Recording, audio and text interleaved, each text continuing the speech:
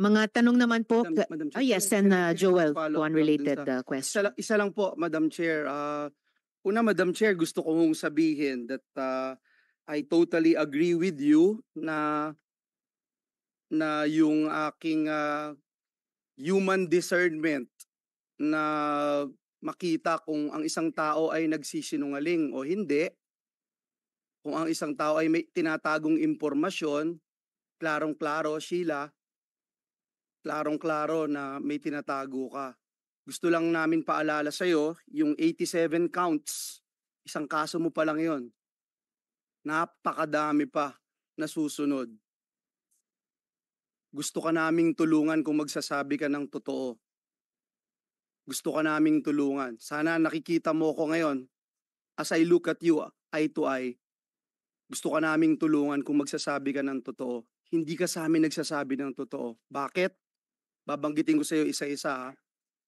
Mula noong nakaraang hearing, sinasabi mo wala ka laging alam. Di ko alam yan, di ko alam yan, di ko alam yan.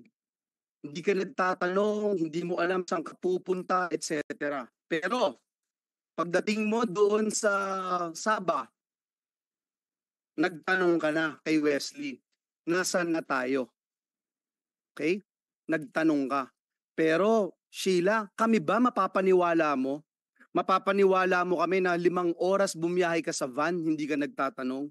Sumakay ka sa small boat ng ilang oras ulit, 5 oras, hindi ka nagtatanong. Dun sa big boat na ilang araw kang nandun, hindi ka pa rin nagtatanong. Sumakay ka ulit ng small boat, hindi ka pa rin nagtatanong. Tapos sasabihin mo sa amin, pagdating mo dun sa Sabah, after so many days of traveling, dun ka palang magtatanong. Gusto mo maniwala kami sa'yo? Pangalawa, binanggit mo kanina doon sa Pangasinan, farm namin. Exact words mo, farm namin, Madam Chair. Yun ang sinabi mo, farm namin. Pero wala kang masabi kung anong farm. Yung pinakita sa iyo ni Madam Chair, sasabihin mo, wala ka lang alam. Bakit? Kasi yun ang most convenient na pwede mong sabihin, wala akong alam. Pero Sheila, 2019, Madam Chair, natatandaan niya yung Filipino food na kinain nila bago magkaroon ng pandemya. Natatandaan niya lahat. Sheila, may amnesia ka ba?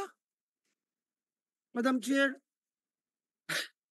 hindi ako naniniwala, Sheila, hindi mo kami po pwedeng bulahin na sasabihin mo wala ka talagang alam lahat. At lagi mo sasabihin si Alice ang nagdidesisyon sa'yo. Uulitin ko yung sinabi ni Madam Chair na kung pinapayagan mong gamitin ang iyong pangalan, kung sasabihin mo hindi mo alam pero involved ka sa mga criminal activities, madidiing kang husto. Ngayon, nasasabi mo, kilala mo si Mayor Kalugay. Pero noong last time na sinabi namin, meron ka bang kakilala mga politiko na tingin mo pwedeng tumulong sa inyo? Wala ang sagot mo, hindi mo alam. Pero ngayon may binanggit kang mayor. So isa lang ang itatanong ko, Sheila. Isa lang.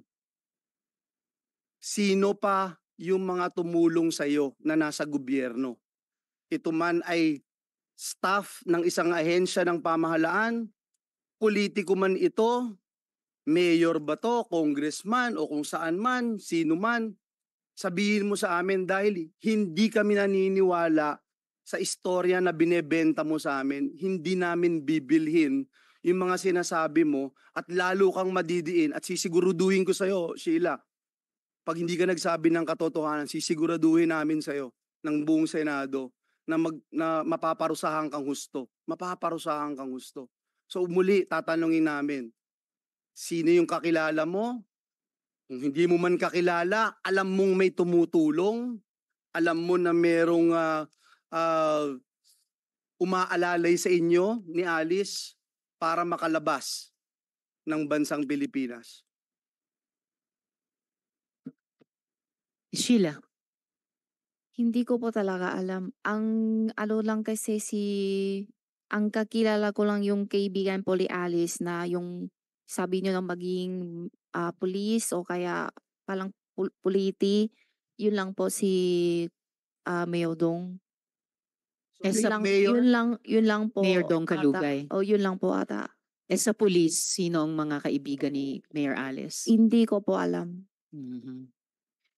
Madam Chair, Correct. I'm Yes, just, and I'm Joel. just so disappointed, Madam Chair, na ayaw pa rin magsabi ng katotohanan ni Miss Alice, bagamat Miss Sheila. Miss Sheila, bagamat hindi ko alam, Sheila, kung mahal mo pa yung sarili mo, magtira ka ng pagmamahal sa sarili mo, you owe it to yourself na magsabi ng katotohanan. Hindi ka makakalabas ng Pilipinas ng ganun lang. Kahit nakapatid mo pa si Alice Go. Hindi ka makakalabas ng ganun lang, hindi ka wala sa mga otoridad sa Pilipinas ng ganun lang.